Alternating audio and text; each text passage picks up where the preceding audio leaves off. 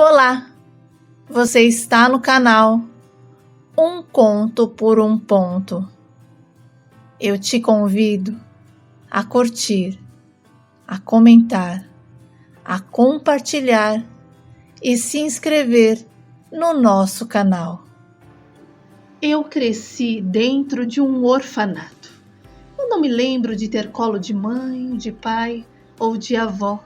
O que eu me lembro são das camas enfileiradas, da comida contada, de tantas regras que eu já até me esqueci. Mas o pior não era isso. O pior eram quando vinham os casais procurar crianças para adotar. A minha expectativa nascia e morria no mesmo dia, sabe? Porque nunca era eu. E sabe, as mulheres olhavam para mim, ficavam um tempo paradas como se pensassem em alguma coisa, mas não falavam nada.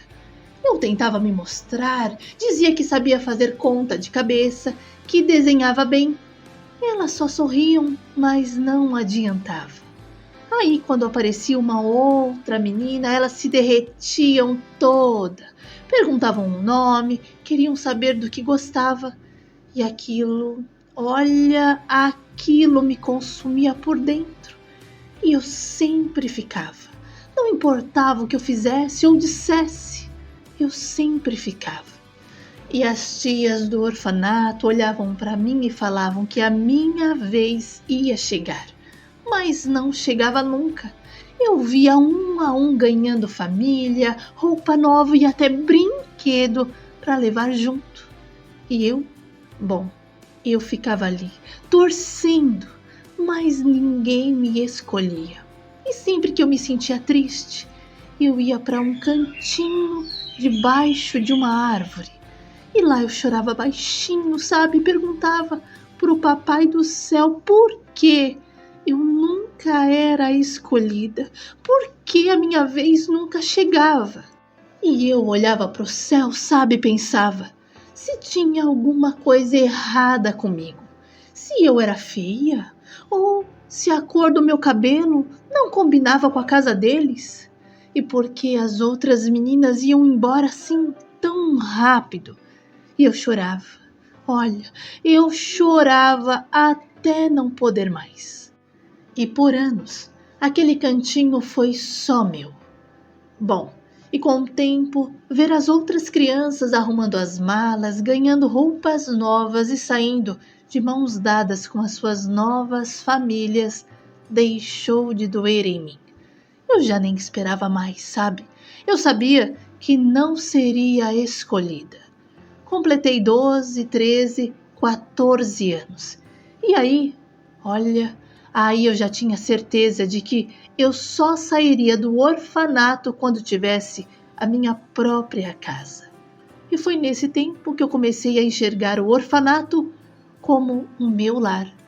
As tias antigas foram embora e chegaram outras, assim mais novas, mais cheias de energia e diferente das anteriores. Elas eram mais carinhosas, conversavam comigo, tinham paciência. E sabe de uma coisa? Elas sabiam quando eu estava triste, quando eu sentia dor. Elas passaram a ter olhos para mim e me deram aquilo que eu sempre sonhei: colo e carinho.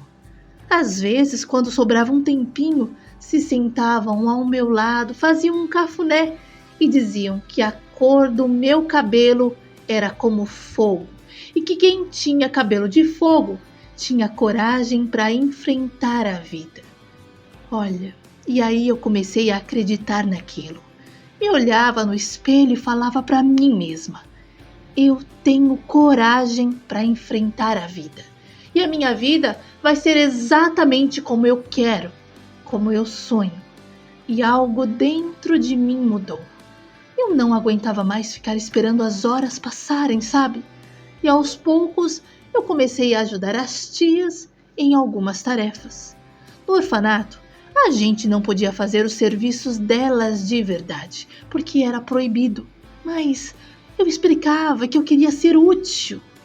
Então, de tanto eu insistir, elas me deixavam ajudar em coisas simples como colocar a mesa. Só que eu queria mais.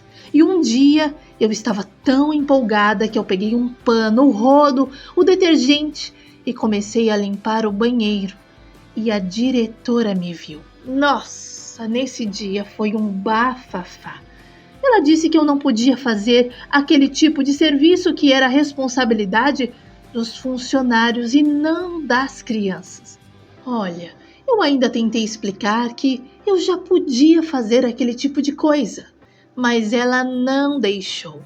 E depois disso, também não ficou bom para as tias e elas pediram, quase imploraram, para eu não inventar mais nada, porque podia sobrar para elas. Enfim, a diretora Dona Mércia acabou se agradando de mim.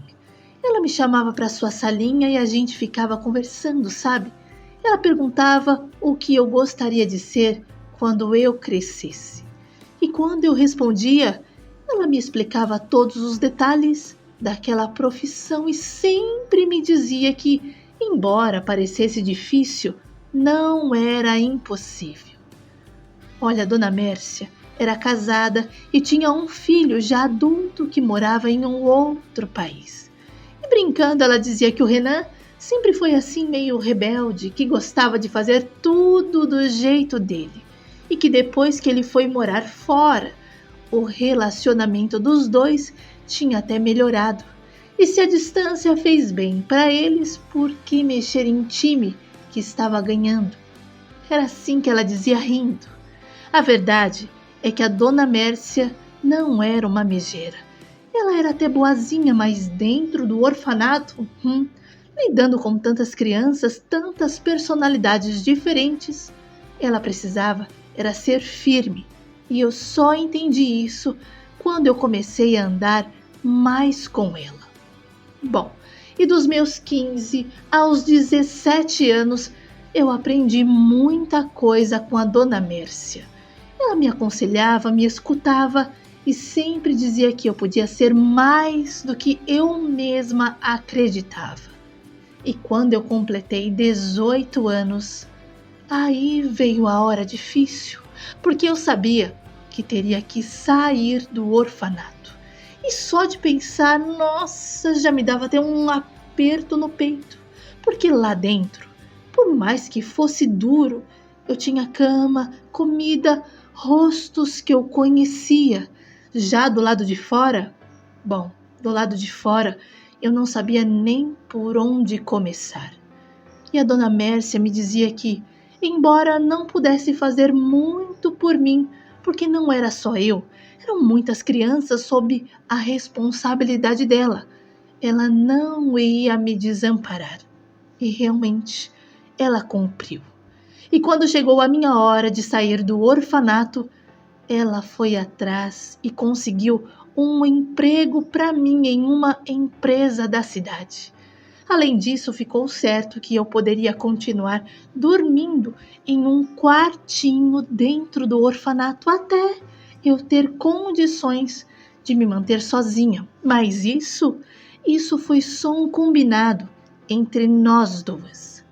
E sabe, nos finais de semana, quando eu não estava trabalhando, eu continuava dentro do orfanato, fazendo serviços voluntários.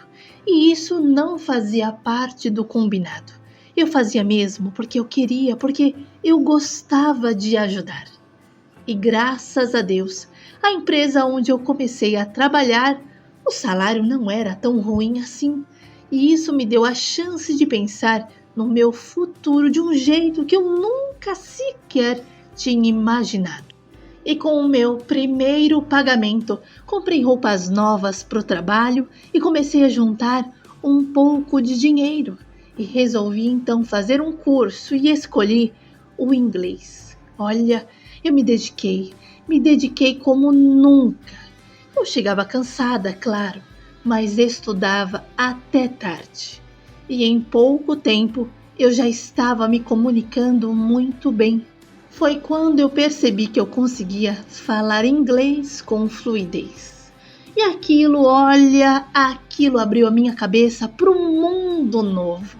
Me deu confiança e até me fez acreditar que eu poderia sonhar alto.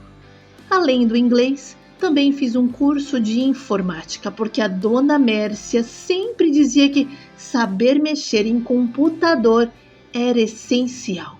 E sabe de uma coisa? Ela tinha razão, e isso me ajudou ainda mais dentro da empresa. Eu comecei a ser chamada para tarefas que exigiam mais responsabilidades. E diante de tudo que eu estava aprendendo e me capacitando, criei coragem e mandei o meu currículo para uma empresa na qual eu sempre tive vontade de trabalhar. Olha, eu sabia que ali as chances de crescer seriam enormes. E na ousadia, eu enviei assim, sem pensar muito. E passou um mês, depois 2, e finalmente eu fui chamada. O motivo principal era o meu inglês. E na entrevista, assim que eu entrei, a moça me cumprimentou com "Good morning", e eu não me intimidei e respondi no mesmo tom. E continuamos parte da conversa em inglês. E aquilo me deu uma confiança, sabe? E mostrou para ela que eu estava preparada. E foi assim que eu consegui a vaga. Realmente, eu não estava errada. A empresa era muito mais do que eu imaginava. Era uma multinacional de cosméticos conhecida no mundo inteiro. E logo nos primeiros dias eu percebi que ali eu teria a chance de crescer de verdade. O ambiente era organizado, os treinamentos eram constantes e, para minha surpresa, muita coisa acontecia em inglês. E foi aí que eu vi o quanto o meu esforço nos estudos tinha valido a pena. Bom, assim eu consegui alugar o meu primeiro apartamento. E foi uma conquista enorme, sabe? Um sinal de que eu estava construindo a minha própria vida. E como forma de gratidão, eu passei a fazer trabalhos voluntários nos finais de semana no orfanato. Além de ajudar na limpeza e na organização do lugar, eu também dava aulas de inglês básico para as crianças. Sabe, era a maneira que eu encontrei de devolver um pouco do que eu tinha recebido e de mostrar para elas que com esforço era possível sim sonhar mais alto. Eu dizia para eles: se eu conseguir, vocês também vão conseguir. Olha, eu queria que eles entendessem que a vida fora do orfanato não era fácil, mas que com dedicação e com coragem, eles também poderiam construir o próprio caminho.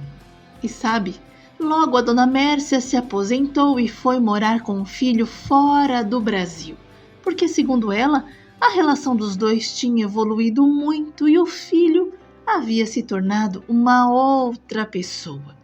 E como agora eram só os dois, ela acreditava que era o momento certo para estarem juntos de novo.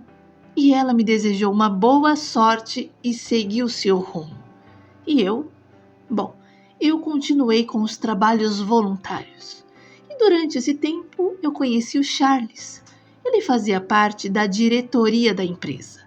Olha, ele não era de ficar rindo para ninguém, sempre com aquela expressão fechada, sabe?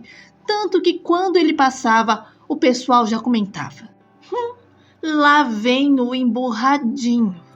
Mais um dia deu um pane em todo o sistema da empresa e os computadores simplesmente pararam de funcionar. E foi ele quem veio falar com a gente. Pensa em um homem delicado e educado. Olha, ele pediu para que a gente fosse dar uma volta, comesse alguma coisa, que logo tudo estaria normal. E aquele dia, ele até sorriu. E eu me apaixonei por aquele sorriso. E desde aquele dia, o Charles mudou. Passou a cumprimentar todo mundo, dava bom dia sorrindo, puxava até uma conversa aqui, outra ali. E quando passava pela minha mesa, às vezes soltava um comentário, tipo: que perfume gostoso. Ou então: O seu cabelo ficou muito bonito com esse penteado. Até que um dia, do nada, ele me disse: Você sabia que o meu sonho é me casar com uma ruiva? Gente, eu fiquei até surpresa. Eu olhei para ele sem saber o que responder. E ele completou dizendo que era verdade. Contou que a mãe dele era ruiva e que ele nunca conheceu uma ruiva mais incrível do que ela. E quando ela faleceu, ele prometeu para si mesmo que só se casaria se fosse com uma ruiva, porque na cabeça dele as ruivas eram as melhores. E eu só consegui sorrir e dizer que ele deveria falar aquilo para todas. Mas o Charles negou. Disse que encontrar uma ruiva era como buscar uma agulha no palheiro. E ainda naquele mesmo dia, quando estávamos de saída, ele apareceu na porta da sala e pediu para que eu esperasse um pouquinho, porque ele queria falar uma coisa. Eu me despedi das minhas colegas e fiquei aguardando. Quando ele voltou, estava com um ursinho nas mãos, a coisa mais fofa do mundo. Contou que tinha conseguido naquelas máquinas de shopping e, sem jeito, perguntou se eu gostaria de sair para jantar com ele. Olha, eu aceitei e foi o jantar mais maravilhoso da minha vida. O Charles contou que depois da morte da mãe, ele ficou muito mal. Era muito apegado a ela e afinal eram só os dois e não foi nada fácil. Me disse que se agarrou às palavras que ela sempre repetia. Meu filho, para você ter valor, precisa aprender a respeitar as pessoas e a si mesmo. E era assim que ele vivia. Dizia que preferia ser reservado até conhecer bem as pessoas. Mas depois que criava uma certa confiança, já se sentia assim em casa e deixava aparecer tanto os defeitos quanto as qualidades. Olha, e ele também quis saber sobre mim. Falou que a minha história era muito forte e perguntou se eu nunca tive interesse em saber sobre os meus pais. E eu respondi que não. Disse que se eles me deixaram no orfanato, era porque não me queriam por perto. E eu precisava respeitar o espaço deles. E depois daquele primeiro jantar, vieram outros e outros, até que um dia o Charles me pediu em namoro de uma forma romântica. Ele me levou ao apartamento dele, abriu a porta e eu vi a surpresa. O chão estava cheio de pétalas de rosas e a parede enfeitada. A mesa estava arrumada com uma aliança de compromisso. E ainda tinha um vídeo que ele mesmo tinha gravado recitando uma poesia. E no final do vídeo veio o pedido de namoro. Olha, eu fui às lágrimas naquele momento e perguntei a Deus se estava sonhando, mas não era sonho, era realidade. Namoramos, noivamos e nos casamos no dia 16 de abril de 2016. E confesso, o Charles me surpreendia a cada ano. Tivemos um filho, o Benício, e depois dele eu não consegui mais engravidar, porque no meu parto eu tive algumas complicações e o meu útero ficou com cicatrizes. Os médicos disseram que por causa disso seria muito difícil ter um outro bebê. E no começo, olha, foi duro de aceitar.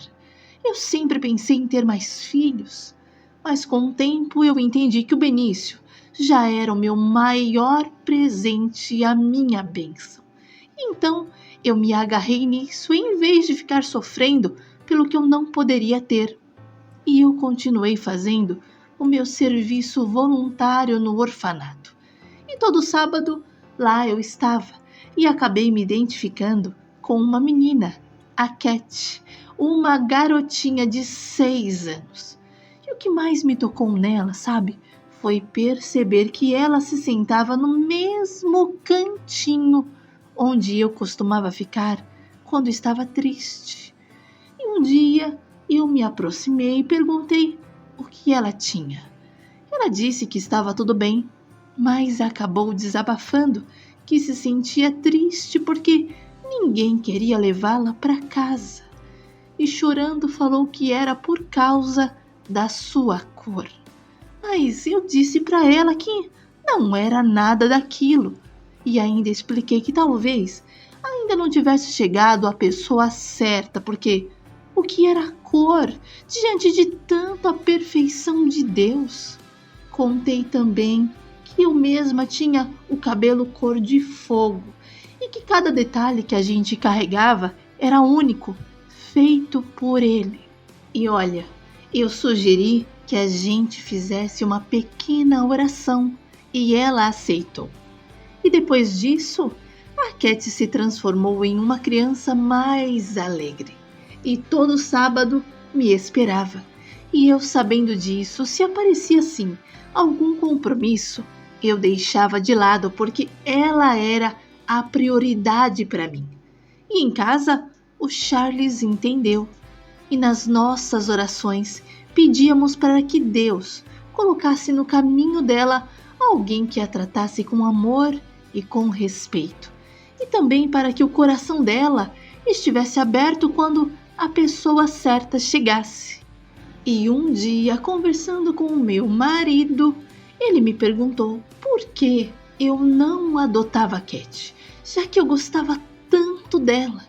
Disse que dar uma criança o lar que ela tanto sonhava seria um presente sem medidas e completou que se eu quisesse, ele toparia, porque tínhamos condições de cuidar de mais uma criança além do Benício. E assim a adoção da Cat aconteceu. E na primeira vez que ela chegou em casa, tudo ela perguntava se podia fazer. Se podia comer, se podia dormir, se podia até ir ao banheiro, se podia brincar com o Benício, se podia mexer nos brinquedos. Eu disse para ela que ela não precisava perguntar. Se estivesse com fome, podia comer à vontade. Se quisesse brincar, podia pegar os brinquedos e que o Benício agora era o irmão dela. E os irmãos podiam brincar sempre que quisessem. E então a Cat foi se adaptando cada vez mais. Se deu bem com o Charles e, sem que ninguém pedisse, começou a chamá-lo de papai. Olha, e uma vez ela perguntou para o Charles se ele não tinha vergonha de ter uma filha negra. E ele olhou para a Cat com uma calma e disse que nunca, jamais, e que ele tinha era orgulho da menina que ela era e que a cor da pele dela fazia parte da sua história e que não existia cor que diminuísse ou aumentasse o valor de alguém. O que dava valor a uma pessoa era o caráter, era o amor, era o jeito de tratar os outros. E nisso ela era gigante. E que ele não só tinha ganhado uma filha, como um tesouro. E então ele completou dizendo que se alguém não enxergava isso, o problema não estava nela. E a Cat abraçou Charles, sabe? Aquele abraço de segurança, de confiança. E então o melhor amigo dela passou a ser o pai. Além da Cat, adotamos também os gêmeos, Marina e Murilo. E o que mais me conquistou dessa vez foi a união dos dois, porque eles não se desgrudavam por nada. Cuidavam um do outro como se fossem uma só pessoa. E quando chegaram em casa pela primeira vez, ficaram um pouco tímidos, olhando tudo como se estivessem pisando em um lugar estranho. E a Marina se agarrou no Murilo e ele não soltava a mão dela por nada. Mas aos poucos foram se soltando. Primeiro pediram para conhecer o quarto. Depois ficaram encantados com os brinquedos dos irmãos e logo os 4 já estavam brincando no chão da sala. Olha, a Cat fez questão de ser a anfitriã. Mostrou cada cantinho da casa, explicou o que a gente gostava e o que não gostava. E finalizou dizendo, com toda a naturalidade do mundo, que a mamãe e o papai eram maravilhosos.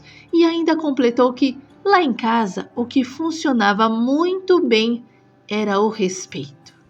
E o Charles e eu, olha, ficamos também encantados com a fala dela. Foi como se, naquele momento, tivéssemos certeza de que estávamos no caminho certo, construindo uma família baseada no amor e no respeito. E eles se adaptaram facilmente em casa. Sinceramente, o Charles tinha um dom porque as crianças ficavam apaixonadas por ele. E não era por menos.